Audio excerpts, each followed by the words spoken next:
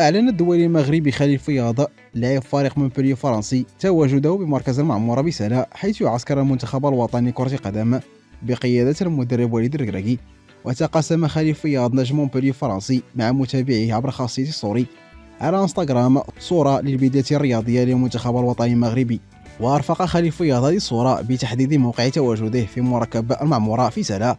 وسبق للوافد الجديد على المنتخب أن حمل قميص منتخب فرنسا لأقل من 19 سنة، قبل أن يعلن قبل أيام أنه اختار رسميا تمثيل المنتخب الوطني المغربي مستقبلا. يشار أن الأمور ستتضح في الساعات القليلة القادمة إن كان تواجد خليل فياض هو بسبب تعويض اللاعب أمير تشارلسون الذي غاب عن معسكر المنتخب المغربي لأسباب شخصية، أما أن اللاعب سيكون تحت تصرف المدرب طارق سكيتيوي رفقة المنتخب المغربي أولمبي. وخاض خليل مع نادي مونبولي هذا الموسم 25 مباراة، سجل خلالها 3 أهداف. وبات فياض الذي تبلغ قيمته السوقية نحو 5 ملايين يورو محطة اهتمام نادي شتوتغارت الألماني ووصيف بطل البوندسليغا باير ليفركوزن.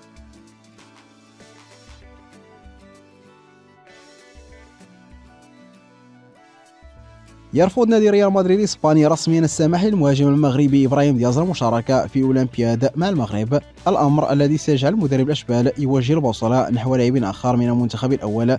وبات إبراهيم دياز خارج لائحة المنتخب الوطني المشاركة في أولمبياد باريس هذا الصيف بعدما قرر ريال مدريد رسميا عدم السماح للاعبيه بالمشاركة.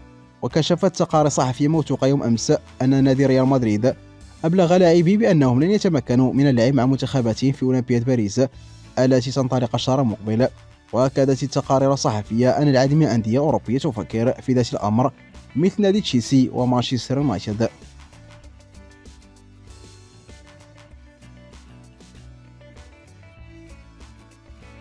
بعد التألق اللافت في المدة الأخيرة، خصوصا بعد المساهمة الكبيرة في فوز نادي العائلة الإماراتي بلقب كأس آسيا، أصبح النجم المغربي سفيان الرحيمي بقيمة تسويقية جديدة. الموقع العالمي ترانسفير ماركت المختص في تحديد القيم التسويقية للاعبين وضع الدولي المغربي في خانة اللاعبين الذين ارتفعت قيمتهم المالية في البورصة، حيث أصبحت قيمته التسويقية 8 ملايين يورو عوض 6. ومن شأن ارتفاع القيمة المالية لسفيان في بورصة اللاعبين أن تدفعه لإجهاض أكثر من أجل الرفع من قيمته التسويقية أكثر.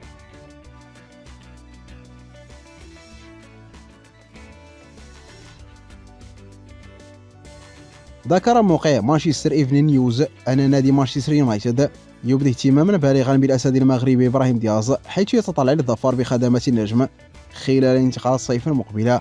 وما زال لا يعرف إن كان ريال مدريد سيعمل على بيع عقد اللاعب المغربي، علما أنها تعاقدت مع لاعبين جدد يمارسون في الخط الأمامي وهما الفرنسي كيليان بابي والبرازيلي الشاب أندريك. وليس اليونايتد وحده من يهتم بالدويل المغربي إبراهيم دياز، حيث هناك العديد من الأندية الراغبة في ضمها كأرسنال والميلان. وباتت القيمة التسويقية لإبراهيم مرتفعة، حيث تبلغ حاليا 75 مليون يورو بحسب موقع ترانسفير ماركت.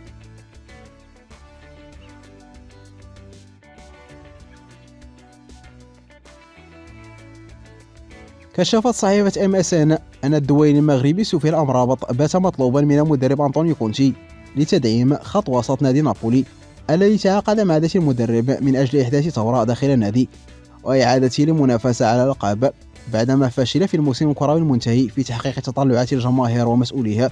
ولن يكون كونتي وحده من يريد الأسد المغربي، حيث هناك عدة أندية تبدي الاهتمام بسفيان من فولهام، يوفنتوس والميلان. وبحسب تقارير إعلامية إنجليزية قالت أن يونايتد لن تفعل عقد شراء أمرابط الذي ينتظر أن يعود إلى فريق الفيولا في انتظار مناقشة العروض التي توصل بها اللاعب المغربي.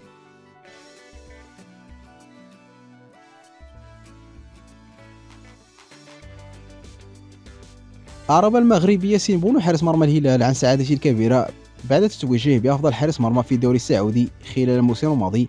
وقال بونو في تصريحاته للمركز الإعلامي لدوري روشن: نعم، أنا سعيد جدا، حظينا بموسم جيد جدا وكانت تجربة رائعة بالنسبة لي، فأنا في غاية السعادة. وأوضح: أعتقد أن جميع تصدياتي بذات الأهمية، مع ذلك أرى أنه من المهم أن أشكر الفريق ككل، جميع اللاعبين الذين يعملون بجد، إنه مجهود جماعي. وأضاف: الفوز بجائزة أفضل حارس مرمى في الموسم يسعدني كثيرا، وليس من السهل في كرة القدم أن تستمر بنفس المستوى. هذا العام أعتقد أنني نجحت بصورة كبيرة في الحفاظ على مستواي وهذا أمر يجعلني سعيدا. وأضاف: من الواضح أن هناك العديد من الحراس المميزين في السعودية، وهذا الموسم أثبت إدوارد ميندي حارس أهل جدة أنه بين الأفضل، وهو حارس عظيم، وأكد ذلك طوال الموسم. وساهم بونو في تتويج الهلال ب3 بطولات في الموسم الماضي، بدأت بكأس الدرع للسوبر السعودي، وبعدها دوري روشن المحترفين، وأخيرا كأس خادم الحرمين الشريفين.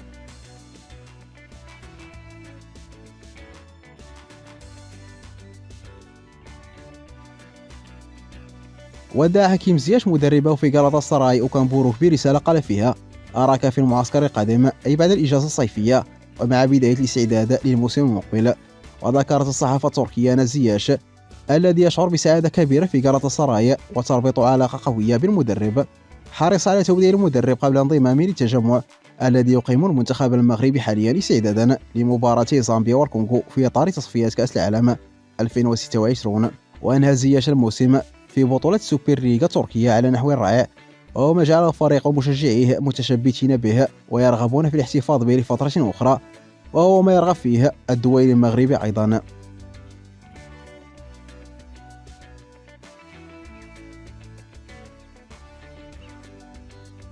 حرص الدولي المغربي أشرف حكيمي الظهير الأيمن لفريق باريس سان جيرمان الفرنسي على توديع صديقه المقرب ونجم الفريق الأول كيليان مبابي المنتقل إلى ريال مدريد الإسباني بكلمة مؤثرة. ونشر حكيمي صورا معبرة له مع مبابي عبر حساباته على مواقع التواصل الاجتماعي، وعلق عليها قائلا: شكرا لك على كل شيء، سنفتقدك يا أخي، أنا أحبك. وتربط أشرف حكيمي ومبابي علاقة صداقة وطيدة منذ 3 سنوات، عندما التحق النجم المغربي بباريس سان جيرمان قادما من انتر ميلان في صفقة كلفت حوالي 60 مليون يورو صيف 2021. وسبق أن أكد حكيمي في تصريحات إعلامية أن مبابي سانده وساعده كثيرا في العاصمة الفرنسية، وتمتد علاقتهما خارج المستطيل الأخضر إلى درجة أن بعض التقارير الإعلامية الإسبانية أشارت إلى إمكانية عودة حكيمي لفريقه الأم ريال مدريد بعد وصول مبابي.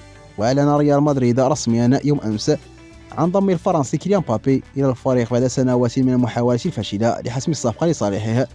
الصفقة جاءت بشكل مجاني عقب انتهاء عقدها مع باريس سان جيرمان، وبعد محاولات عديدة من النادي الفرنسي لتجديد عقد نجم الريال الجديد. وسيلعب مبابي في الفريق الملكي ل5 سنوات حسب بلاغ ريال مدريد عبر موقعه الرسمي.